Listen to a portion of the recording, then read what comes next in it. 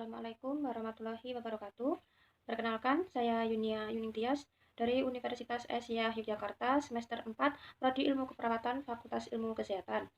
Di sini saya akan menceritakan biografi tentang Kiai Haji Ahmad Dahlan atau Muhammad Darwis, lahir di Yogyakarta tanggal 1 Agustus tahun 1868 dan beliau meninggal pada tanggal 23 Februari tahun 1923 pada usia 54 tahun dan dimakamkan di pemakaman Karangkajen, Yogyakarta. Beliau adalah seorang pahlawan nasional Indonesia yang merupakan pendiri Muhammadiyah. Dia adalah putra keempat dari 7 bersaudara dari keluarga Kiai Haji Abu Bakar. Kiai Haji Abu Bakar adalah seorang ulama dan khatib terkemuka di Masjid Besar Kesultanan Yogyakarta pada masa itu. Dan ibu dari Kiai Haji Ahmad Dahlan adalah putri dari Haji Ibrahim yang juga menjabat penghulu Kesultanan Yogyakarta Hadiningrat pada masa itu. Latar belakang keluarga dan pendidikan Kiai Haji Ahmad Dahlan. Nama kecil Kiai Haji Ahmad Dahlan adalah Muhammad Darwis. Ia merupakan anak keempat dari 7 bersaudara yang keseluruhan saudaranya perempuan kecuali adik bungsunya. Ia termasuk keturunan yang ke-12 dari Maulana Malik Ibrahim, salah seorang yang terkemuka di antara Wali Songo, yaitu pelopor penyebaran agama Islam di Jawa.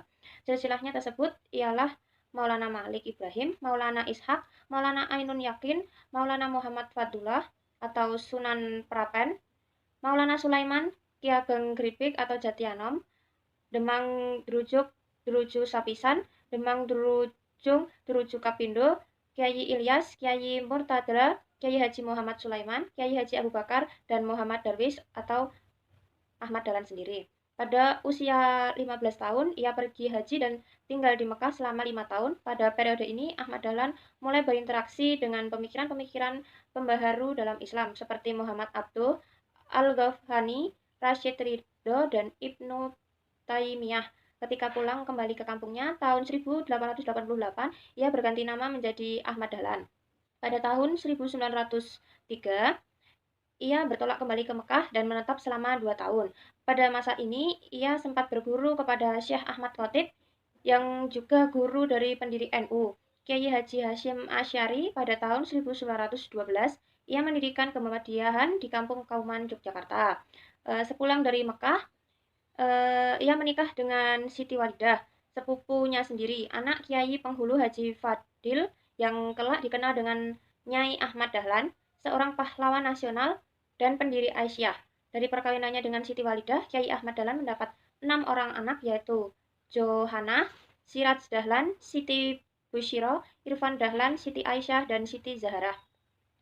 Di samping itu, Kiai Haji Ahmad Dahlan pula menikahi Nyai Abdullah, janda Haji Abdullah. Dia juga pernah menikahi Nyai Rum, adik Kiai Munawir Kerapyak. Kiai Ahmad Dahlan juga mempunyai putra dari perkawinannya dengan Nyai Aisyah atau adik Ajengan Penghulu Cianjur yang bernama Dandanah. Dia pernah pula menikah dengan Nyai Yasin Pakualaman, Yogyakarta. Pengalaman dalam organisasi Kiai Ahmad Dahlan. Di samping aktif dalam menggulirkan gagasan tentang gerakan dakwah Muhammadiyah, ia juga dikenal sebagai seorang wirausahawan yang cukup berhasil dengan berdagang batik yang saat itu merupakan profesi wira swasta yang cukup menggejala di masyarakat. Seorang yang aktif dalam kegiatan bermasyarakat dan mempunyai gagasan-gagasan cemerlang, Dahlan juga dengan mudah diterima dan dihormati di tengah kalangan masyarakat, sehingga dia juga dengan cepat mendapat tempat di organisasi Jamiatul Khair, Budi Utomo Syarikat Islam, dan Komite Pembela Kanjeng Nabi Muhammad SAW. Pada tahun 1912, Ahmad Dahlan pun mendirikan organisasi Muhammadiyah untuk melaksanakan cita-cita pembaruan Islam di bumi Nusantara. Ahmad Dahlan ingin mengadakan suatu pembaruan dalam cara berpikir dan beramal menurut tuntunan agama Islam.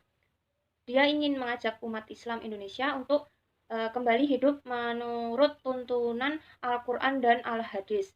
Perkumpulan ini berdiri bertepatan pada tanggal 18 November tahun 1912. Dan sejak awal Dahlan telah menetapkan bahwa Muhammadiyah bukan organisasi politik, tetapi bersifat sosial dan bergerak di bidang pendidikan. Gagasan pendirian Muhammadiyah oleh Ahmad Dahlan ini juga mendapatkan resistensi baik dari keluarga maupun dari masyarakat sekitarnya. Berbagai fitnahan, tuduhan, dan hasutan datang bertubi-tubi kepadanya. Ia tuduh hendak mendirikan agama baru yang menyalahi agama Islam. Ada yang menuduh kiai palsu karena sudah meniru bangsa Belanda yang Kristen, mengajar di sekolah Belanda, serta bergaul dengan tokoh-tokoh budi utomo yang kebanyakan dari golongan priayi, dan bermacam-macam tuduhan lainnya.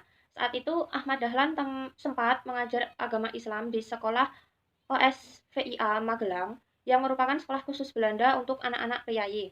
Bahkan ada pula orang yang hendak membunuhnya, namun ia berteguh hati untuk melanjutkan cita-cita dan perjuangan pembaruan Islam di tanah air bisa mengatasi semua rintangan tersebut. Pada tanggal 20 Desember 1912, Ahmad Dahlan mengajukan permohonan kepada pemerintah Hindia Belanda untuk mendapatkan badan hukum. Permohonan itu baru dikabulkan pada tahun 1914 dengan surat ketetapan perintah nomor 81 tanggal 22 Agustus 1914. Izin itu hanya berlaku untuk daerah Yogyakarta dan organisasi ini hanya boleh bergerak di daerah Yogyakarta. Dari pemerintah Hindia Belanda timbul kekhawatiran akan perkembangan organisasi ini, maka dari itu kegiatannya dibatasi. Walaupun Muhammadiyah dibatasi, tetapi di daerah lain seperti Serandaan, Wanasari, Imogiri, dan lain-lain telah berdiri cabang Muhammadiyah pula. Hal ini jelas bertentangan dengan keinginan pemerintah Hindia Belanda. Untuk mengatasinya, maka Kiai Haji Ahmad Dahlan menyiasati dengan menganjurkan agar cabang Muhammadiyah di luar Yogyakarta memakai nama lain. Misalnya Nurul Islam di Pakalongan, Al-Munir di Ujung Padang, Al-Madiyah di Garut. Sedangkan di Solo berdiri Perkumpulan Sidik Amanah Tablik Fatonah yang mendapat pimpinan dari cabang Muhammadiyah. Bahkan dalam kota Yogyakarta sendiri ia menganjurkan adanya jamaah dan perkumpulan untuk mengadakan pengajian dan menjalankan kepentingan Islam. Berbagai perkumpulan dan jamaah ini mendapatkan bimbingan dari Muhammadiyah, diantaranya adalah Ikhwanul Muslimin, Takwimuddin, Cahaya Muda, Budi Suci, Hayatul Qulub, Pria Utama, Dewan Islam, Taharatul Qulub, dan lain sebagainya. Dahlan juga bersahabat dan berdialog dengan tokoh agama lain seperti Pastur Van Lith pada tahun 1914 hingga 1918. Van Lith adalah pastor pertama yang diajak dialog Dahlan. Pastur Van Lith di Muntilan yang merupakan tokoh di kalangan keagamaan Katolik. Pada saat itu Kiai Dahlan tidak ragu-ragu masuk gereja dengan pakaian hajinya. Gagasan pembaruan Muhammadiyah disebarluaskan oleh Ahmad Dahlan dengan mengadakan tablik di berbagai kota. Di samping itu juga melalui relasi-relasi dagang yang dimilikinya, gagasan ini ternyata mendapatkan sambutan yang besar dari masyarakat di berbagai kota Indonesia. Ulama dari berbagai daerah lain berdatangan kepadanya untuk menyatakan dukungan terhadap Muhammadiyah. Muhammadiyah makin lama makin berkembang hampir di seluruh Indonesia. Oleh karena itu, pada tanggal 7 Mei 1921, Dahlan mengajukan permohonan kepada pemerintah Hindia Belanda untuk mendirikan cabang-cabang Muhammadiyah di seluruh Indonesia. Permohonan ini dikabulkan oleh pemerintah Hindia Belanda pada tanggal 2 September 1921. Sebagai seorang yang demokratis, dalam melaksanakan aktivitas gerakan dakwah Muhammadiyah, Dahlan juga memfasilitasi para anggota untuk proses evaluasi kerja dan pemilihan pemimpin dalam Muhammadiyah. Selama hidupnya, dalam aktivitas gerakan dakwah Muhammadiyah telah diselenggarakan 12 kali pertemuan anggota, yang saat itu dipakai istilah Algemene Vergadering atau persidangan umum. Pahlawan nasional, Kiai Haji Ahmad Dahlan termasuk pahlawan nasional. Atas jasa-jasa Kiai Haji Ahmad Dahlan dalam membangkitkan kesadaran bangsa melalui pembaharuan Islam dan pendidikan, maka pemerintah Republik Indonesia menetapkan sebagai pahlawan nasional dengan surat keputusan Presiden nomor 657 pada tahun 1961. Dasar-dasar penetapannya itu sebagai berikut.